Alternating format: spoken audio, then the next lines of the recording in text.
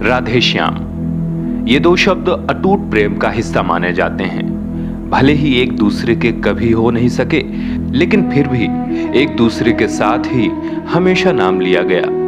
कृष्ण के जन्म, राधा के जन्म, उनकी दोस्ती की कहानियां तो बहुत प्रचलित हैं, लेकिन क्या आप जानते हैं कि राधा की मृत्यु कैसे हुई थी? कैसे उनकी प्रेम कहानी अधूरी रह गई थी? आइए जानते हैं।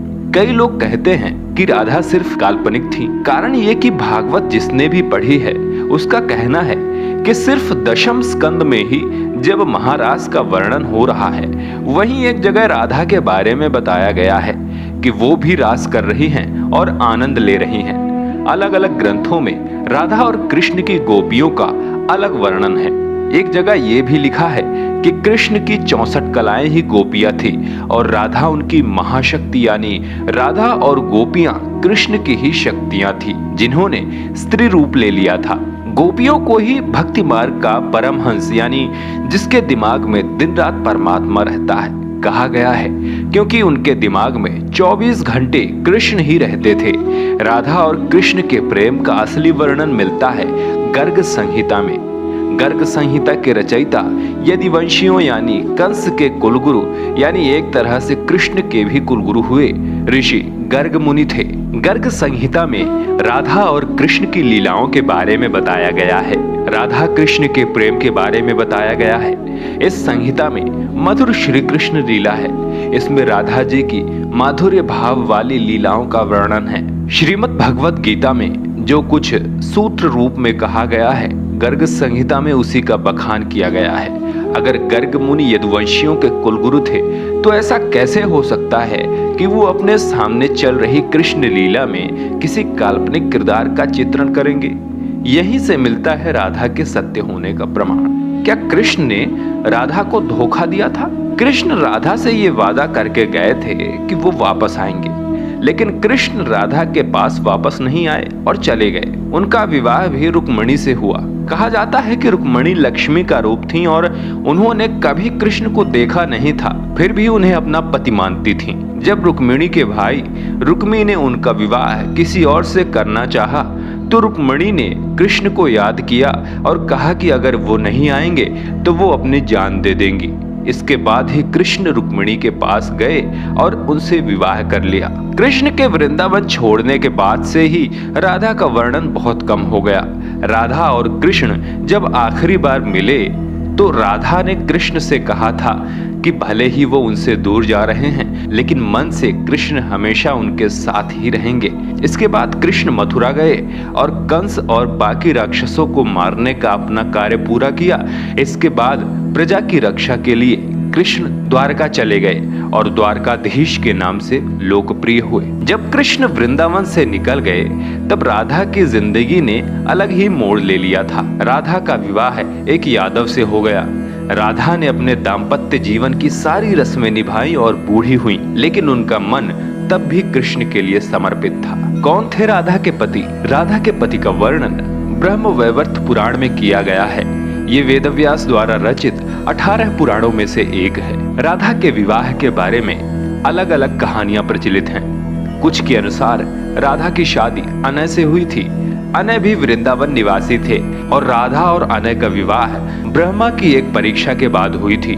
ब्रह्मा ने ये पता लगाने के लिए कि कृष्ण वाकई विष्णु अवतार हैं, उनके सारे दोस्तों को अगवा कर जंगल में छुपा दिया था। उस समय अनय भी जंगल में थे और गलती से वो भी अगवा हो गए थे। इसके बाद कृष्ण ने अपने सभी दोस्तों का रूप लिया। इसके बाद कृष्ण ने अनय के साथ अपने सभी दोस्तों का रूप लिया और फिर सभी बच्चों के घरों में रहने लगे। इसके बाद अनय रूपी कृष्ण का विवाह राधा से हुआ।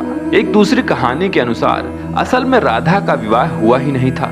ब्रह्मवैवर्त पुराण के अनुसार राधा अपने घर को छोड़ते समय अपनी परछाई घर पर माँ कीर्ति के साथ छोड़ गई थी। छाया राधा का विवाह रायान गोपा यानी यशोदा के भाई से हुई थी और अनय से नहीं। इसीलिए ये भी कहा जाता है कि राधा रिश्ते में श्री कृष्ण की मामी हुई थी। इनका विवाह साकेत गांव में हुआ था, जो बरसाने और नंद गांव के बीच स्थित था। यानी राधा ने अपना वैवाहिक जीवन अच्छे से व्यतीत किया।